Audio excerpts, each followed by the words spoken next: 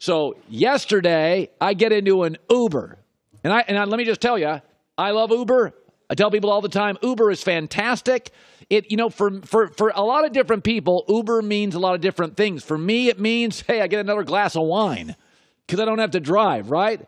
So it's turning me into an alcoholic. But nonetheless, I love Uber. So last night, I get into Uber, and I go on my little drive, right? Because I want to get a little pasta. And right when I'm about to get out of the Uber car, the guy goes, hey, Cowherd. He didn't say anything the whole time. He had music on, I was just sitting in the back there, driving there. What are you doing? Being passenger. Hey, and I'm just about ready to get out. He turns to me and he goes, hey, Cowherd, is LeBron coming to L.A.? And that's where I start my show today. Everywhere I go, it's unbelievable. A couple years ago, the Rams were coming to town. Maybe you've heard of the NFL. It's the number one TV show on 5 networks. The Rams were coming to town. Nobody ever asked me about it. Sam Darnold was going pro out of USC. Some people asked me about it. Some. Everywhere I go. Ralph's, Uber, every single Uber driver. Cowherd, is LeBron coming? Ralph's, my gym. I can't even get my 60-pound curls up. It's brutal. It's killing my physique. But listen, man, remember, Kareem came to L.A., Shaq came to L.A., and Wilt came to L.A. They were MVPs and stars before they got here, but their legacies were built in L.A. LeBron's coming here, legacy built. I mean, A-Rod was great. He didn't have a World Series ring. He was Seattle A-Rod. He was Texas A-Rod. Nobody in the country outside of Arlington watches the Rangers. Nobody outside of the Pacific Northwest is watching the Mariners. A-Rod to the Yankees, even that felt big, but really the Yankees cemented his legacy. LeBron's coming here. He's not only a star, he's not only a superstar, he's got the biggest legacy. This could catapult him to greatest of all time. And Magic Johnson, that's why they hired him, to pull this baby off. Magic Johnson understands. Cowboys, Yankees, Lakers, Manchester United, World Cup, Olympics. There are these teams, these cities, these brands, these moments. I have been in LA 3 years. Yes, a couple people asked me, is Sam Darnold going pro? A couple people. I can't get out of an Uber now.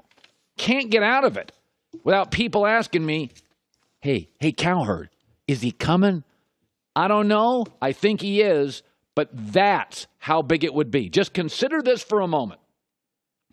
That when the Detroit Pistons beat the Lakers in the championship, I can remember being on ESPN the next day, and my lead story wasn't the Pistons winning. It was Phil Jackson, retiring to Montana.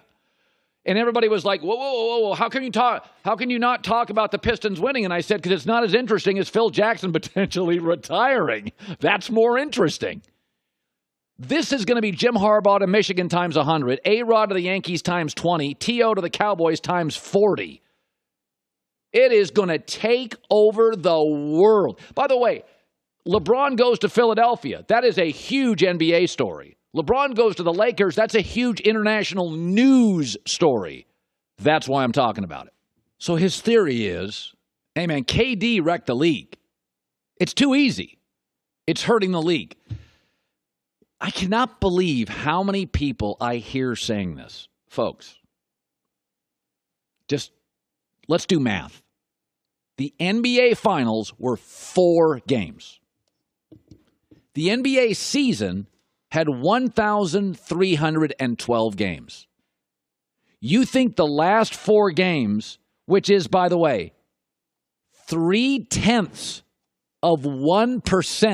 0.3%, it ruined the league. Oh, apparently you didn't watch the 7-game Eastern Conference Final, the 7-game Houston Golden State Western Conference Final.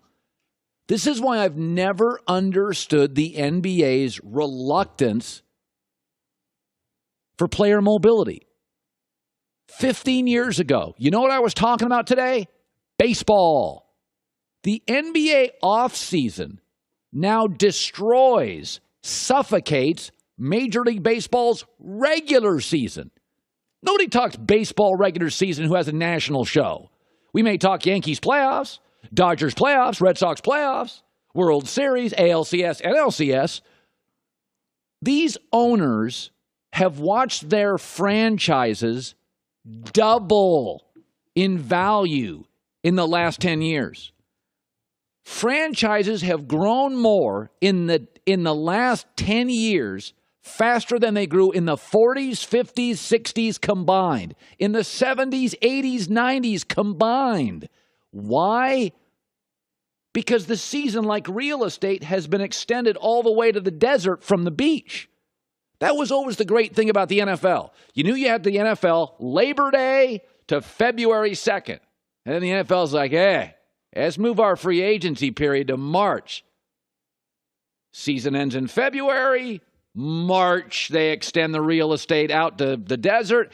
Now they move the draft to April. Oh, we talk a little bit April. And then, they got the OTAs in June. You don't think this was planned? You don't think the NFL didn't sit down and go, okay, free agency here, followed by combine, followed by draft, followed by OTA, followed by... You don't think that was by design? You don't think NBA, Adam Silver, David Stern didn't say, you know what? We get a lot of press April, May, June. Player mobility, we can own July and early August. It used to be we talked about baseball's hot stove league. Nobody talks about that anymore. We talk about the NBA offseason. Player mobility is amazing. By the way, said it yesterday. You telling me the NBA would have been better if Kareem stays in Milwaukee and Shaq stays in Orlando and Kobe stays in Charlotte? What? You got to be kidding me. This whole thing, when I hear, oh my God, the NBA does have an imbalance problem. It's not the Warriors. They're already showing signs of weakness. They had a rough regular season. Houston took them 7 games. Chris Paul's healthy. They'd probably beat that Warrior team. They're already showing signs. They're not Alabama, which looks stronger than ever. This looks like USC at the end. They're really good, but you can see stuff happening here within fissures forming.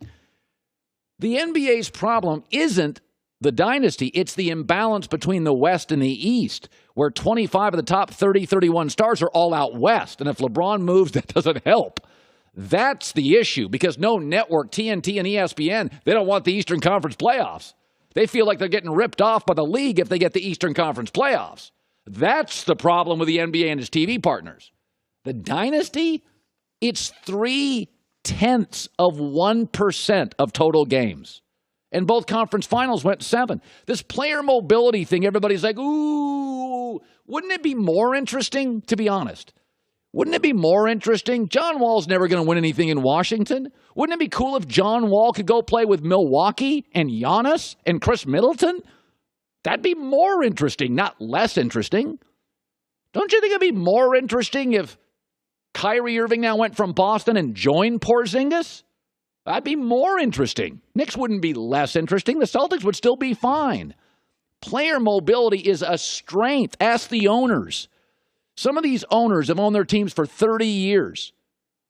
Herb Simon, Indiana's owned it forever. I bet you he's got more net worth value in the last 5 than he had in the previous 20.